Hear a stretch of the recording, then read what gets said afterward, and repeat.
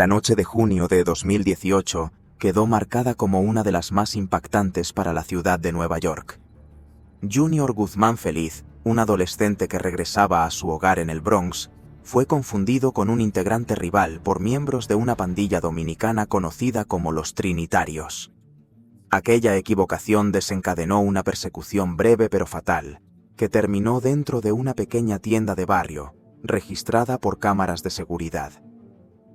Las imágenes mostraron a Junior intentando refugiarse detrás de un mostrador, visiblemente alterado, mientras buscaba escapar de quienes lo acechaban.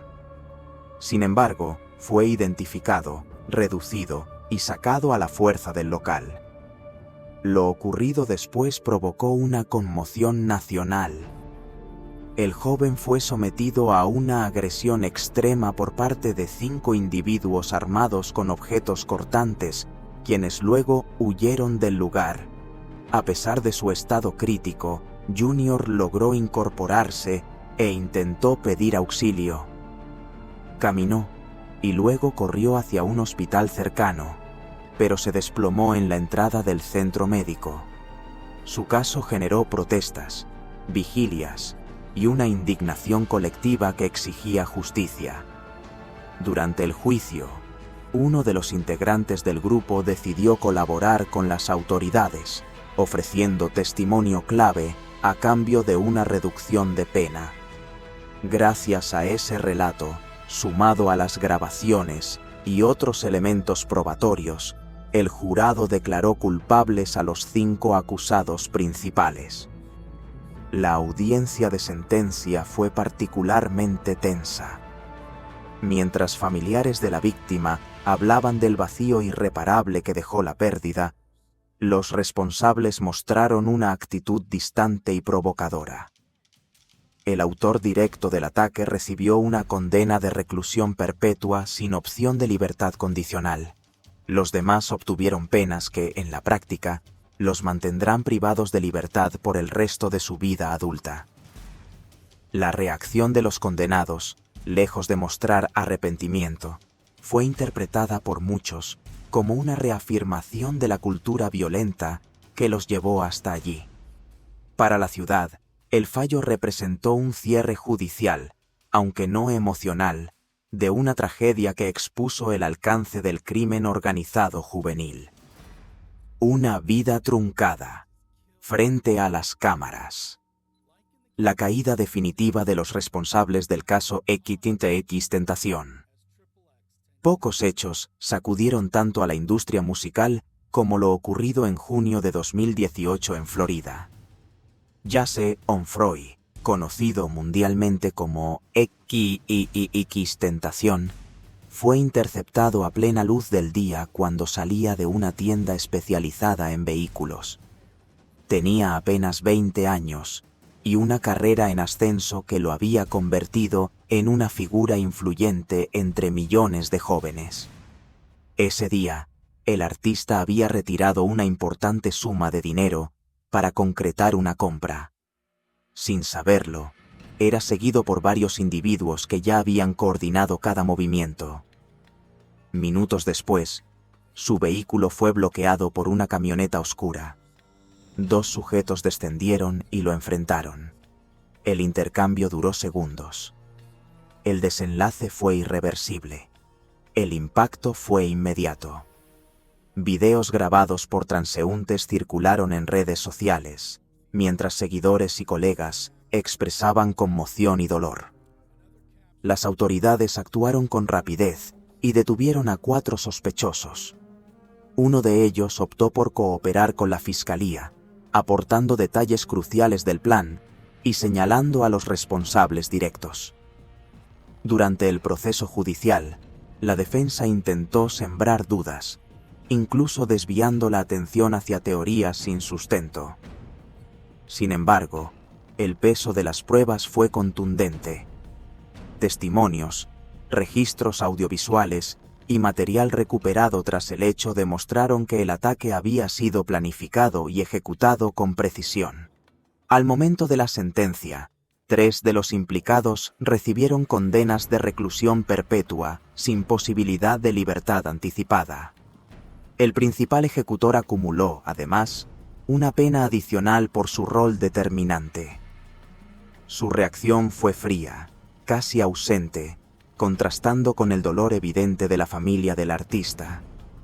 El caso dejó una reflexión profunda sobre la vulnerabilidad incluso de figuras públicas frente a estructuras criminales motivadas por el beneficio inmediato, y sobre cómo una decisión de segundos puede acabar con una vida y con varias más en sentido figurado. Traición castigada por la propia organización. Christopher Dean y el mensaje interno de una pandilla en Atlanta. En Atlanta, el nombre de Christopher Dean pasó de ser uno más dentro del mundo del tráfico ilegal a convertirse en un símbolo del castigo interno dentro de las organizaciones criminales. Dean había decidido abandonar ese entorno y comenzar una vida distinta. Antes de hacerlo, acordó una última transacción con antiguos conocidos. Lo que no sabía era que su pasado como colaborador de las autoridades había sido descubierto. Bajo la apariencia de un encuentro comercial, fue conducido a una vivienda donde varios integrantes de una conocida pandilla urbana ya lo esperaban. Allí permaneció retenido durante horas, sometido a un nivel de agresión que estremeció incluso a investigadores experimentados. Posteriormente, su cuerpo fue abandonado dentro de un vehículo en una estación de transporte público. La escena y los objetos hallados condujeron rápidamente a los responsables. 5 hombres fueron arrestados y acusados como autores materiales y partícipes directos. Durante el juicio, la fiscalía dejó claro que el objetivo era enviar un mensaje interno. Cualquiera que intentara abandonar o colaborar sería castigado de forma ejemplar. El padre de la víctima, al declarar, habló del desafío de explicarle a un niño pequeño que su padre no regresaría jamás. Los acusados, ya identificados como líderes y ejecutores dentro de la estructura criminal, fueron declarados culpables. Todos recibieron condenas de reclusión perpetua. Ninguno expresó remordimiento durante la audiencia final, reforzando la imagen de una organización donde la lealtad se impone mediante el terror. Ascender a cualquier costo. Víctor Ríos y el ritual mortal dentro de una pandilla internacional. En Virginia, un caso reveló con crudeza cómo funciona la jerarquía dentro de ciertas organizaciones criminales transnacionales. Víctor Ríos, joven integrante de una pandilla de alcance internacional, participó en un hecho destinado a consolidar su estatus dentro del grupo. La víctima fue Raymond Wood, un adolescente citado bajo un pretexto falso. Tras ser conducido a una zona boscosa, fue sometido y privado de la vida. La investigación inicial se estancó, ya que los acusados intentaron minimizar su participación, alegando desconocimiento del desenlace. Sin embargo, un hallazgo fortuito cambió el rumbo del proceso. Un objeto metálico con forma distintiva, encontrado en el lugar, fue identificado como parte del instrumento utilizado. Esa pieza, vinculada directamente a Ríos, resultó decisiva ante el jurado. La fiscalía argumentó que el acto no fue impulsivo, sino un requisito impuesto por la organización para escalar posiciones. Tras semanas de testimonios, Ríos fue declarado culpable de todos los cargos. La sentencia fue clara, una pena de varias décadas que, por su extensión, equivale a una reclusión de por vida. Durante la lectura del fallo, el acusado permaneció impasible. Para la familia de la víctima, la condena representó justicia, aunque insuficiente para reparar la pérdida. Frialdad absoluta ante la condena definitiva. David Moses y la indiferencia que estremeció a la corte en California. El proceso judicial contra David Moses se convirtió en uno de los episodios más inquietantes registrados en una sala penal de California. Moses tenía 17 años cuando, junto a otros 2 jóvenes, ingresó a la vivienda de una mujer de edad avanzada con la intención de obtener bienes de valor. Lo que ocurrió dentro del domicilio superó cualquier previsión de violencia y dejó una huella imborrable en la comunidad. Las autoridades encontraron a la víctima con múltiples lesiones visibles, signos claros de un ataque prolongado y una escena que reflejaba un nivel de brutalidad incompatible con cualquier reacción impulsiva. Moses fue detenido poco después, y tras un proceso que se extendió por casi 2 años, fue declarado culpable del cargo más grave contemplado por la ley estatal. Sin embargo, lo que realmente conmocionó a los presentes no fue solo el veredicto, sino la conducta del acusado durante la audiencia de sentencia. Mientras los familiares relataban el impacto emocional y el vacío irreversible dejado por la pérdida, Moses permanecía ajeno, bostezando, sonriendo levemente e incluso mostrando señales de aburrimiento. Para fiscales y observadores, aquella actitud revelaba una ausencia total de empatía. La defensa intentó argumentar que la edad del acusado debía considerarse como un factor atenuante, solicitando que se dejara abierta una mínima posibilidad de revisión futura. El juez rechazó tajantemente esa petición, señalando que el comportamiento posterior a la condena demostraba una falta absoluta de rehabilitación y conciencia del daño causado. La sentencia fue clara y definitiva: reclusión perpetua sin opción de libertad condicional. Años más tarde, tras cambios legislativos que permitían revisar condenas impuestas a menores, Moses volvió a comparecer ante la justicia. Pese a esa nueva oportunidad, el tribunal reafirmó la pena original, destacando que no existía evidencia alguna de transformación personal. El caso se convirtió en un ejemplo extremo de cómo la justicia evalúa no solo los hechos, sino también la conducta y la actitud de los responsables frente a sus actos. La reacción indiferente de Moses quedó grabada como uno de los momentos más perturbadores de la justicia penal reciente. Desafío y amenazas desde el banquillo. Luis Bracamontes y la reacción más inquietante ante una cadena perpetua. Entre los casos que mayor impacto causaron a nivel nacional, se encuentra el de Luis Bracamontes, protagonista de un episodio de violencia extrema que se desarrolló en el norte de California.